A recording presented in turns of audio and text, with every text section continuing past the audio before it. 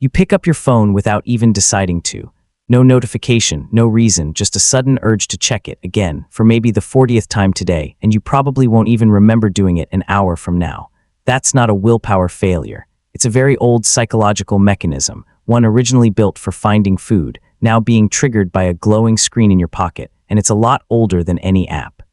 Studies estimating average phone-checking behavior have put the number somewhere in the range of 80 to over 100 times a day for many users, often with little or no conscious awareness of doing it at all. Most of these checks aren't triggered by an actual notification either. They're driven by nothing more than a vague, automatic urge to look, just in case something new happened since the last check a few minutes earlier, even when nothing about the situation has actually changed. The psychological explanation for this traces back to research by B.F. Skinner in the 1950s, using pigeons and levers in carefully controlled laboratory experiments designed to isolate exactly this effect.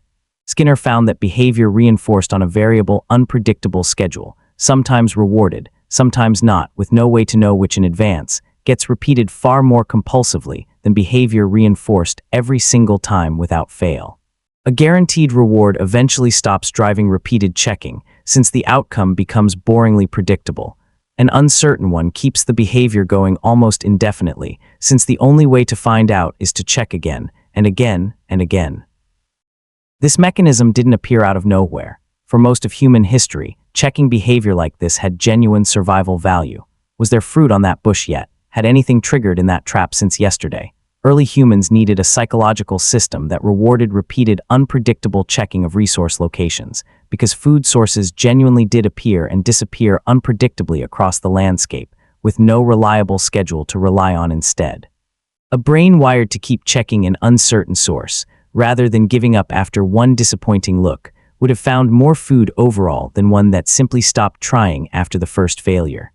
Neuroscience research adds another layer here. Work by researcher Wolfram Schultz and others found that dopamine, often loosely described as a simple reward chemical, actually spikes more strongly during the anticipation of an uncertain reward than during the reward itself once it actually arrives. In other words, the tense, expectant moment right before you check something is often more neurologically activating than whatever you actually find when you look. That single detail explains a huge amount about why uncertainty specifically, not just reward on its own, is what keeps a checking habit so persistent and so difficult to simply reason your way out of. Picture an early forager returning to the same berry bush across several consecutive days during a fruiting season. Some days it's already picked clean by other animals passing through. Other days it's loaded with ripe fruit, with no way to predict which outcome awaits until actually arriving and looking directly at it. A forager who gave up checking that bush after one disappointing visit would miss out on every good day that followed for the rest of the season. One who kept returning, driven by exactly the kind of persistent, uncertainty-tolerant checking behavior this video is describing, would gather meaningfully more food across a lifetime, purely because of how that single psychological trait quietly shaped their daily behavior. This connection between unpredictable reward and compulsive checking wasn't discovered by accident by modern technology either, and it wasn't a coincidental side effect of good design. Slot machine design has explicitly used Skinner's variable reward research for decades, engineering payout schedules specifically to maximize how long a player keeps pulling the lever before walking away. Several former technology insiders, including designers who have publicly discussed this exact comparison in interviews and public writing, have acknowledged that many notification and feed systems were deliberately built using the same underlying psychological principle, optimized to keep users checking as often and for as long as possible. One especially direct example is the pull-to-refresh gesture, the small swipe-down motion used to reload a feed on countless apps millions of times every single day. Lauren Brichter, the designer credited with creating it, has publicly acknowledged the resemblance to a slot machine handle, a small physical action that triggers a brief pause, then reveals whether anything new has arrived, exactly the same structure as pulling a lever and waiting to see what comes up. It's a strikingly literal translation of casino, reward psychology, into an everyday phone gesture most people perform dozens of times without ever thinking about where the motion actually came from. Infinite scroll is another well-documented example of the same underlying principle in action. Before it existed, reaching the bottom of a page created a natural, built-in stopping point, a small moment where a person had to consciously decide whether to keep going or close the app entirely.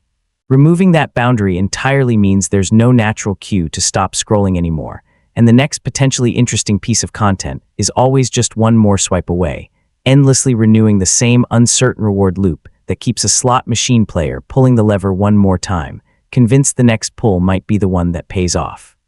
Ozza Raskin, the designer credited with creating Infinite Scroll, has since publicly expressed regret over how effectively it exploits exactly this mechanism. Knowing all of this rarely makes the urge disappear entirely, and that's worth sitting with for a moment rather than brushing past quickly. This mechanism operates well beneath conscious reasoning, in reward prediction circuitry that evolved specifically to work automatically, without requiring deliberate thought each time it fires. You can fully understand exactly why you're reaching for your phone, watch a video explaining the whole mechanism in detail, and still feel the same pull a few minutes later, because the system driving it was never designed to respond to logical arguments about its own existence in the first place, no matter how convincing those arguments might be. It's worth being fair here too. Not every instance of checking your phone reflects some deep psychological compulsion, and plenty of phone use serves genuinely valuable social and practical purposes, staying connected with people who matter, coordinating plans, or simply relaxing after a long day. Researchers still debate exactly how much of modern well-being is affected by phone-checking behavior specifically, versus other overlapping factors like sleep, work stress, or the actual content being consumed, and it's worth avoiding treating completely ordinary phone use as some kind of medical problem just because a mechanism like this exists underneath it. The mechanism described here explains the pull. It doesn't automatically mean every person who checks their phone often has an unhealthy relationship with it, or that the habit itself is inherently harmful. Understood this way, that automatic urge to check your phone isn't really about the phone at all. It's an ancient, once genuinely useful checking instinct, running on a resource location system your ancestors relied on constantly just to keep eating, now aimed at something that was deliberately engineered to trigger it as often and as effectively as possible. The pull you feel is old technology meeting new technology, and the new technology was built, in no small part, by people who studied exactly how the old technology works and designed specifically around it. The next time your hand reaches for your phone without you consciously deciding to, it might be worth remembering that urge has a much older, much stranger origin story than a glowing screen, one that has nothing to do with willpower and everything to do with a checking instinct your ancestors relied on to survive. That's exactly the kind of hidden thread this channel exists to dig up. If you want more of these, subscribe, and I'll see you in the next one.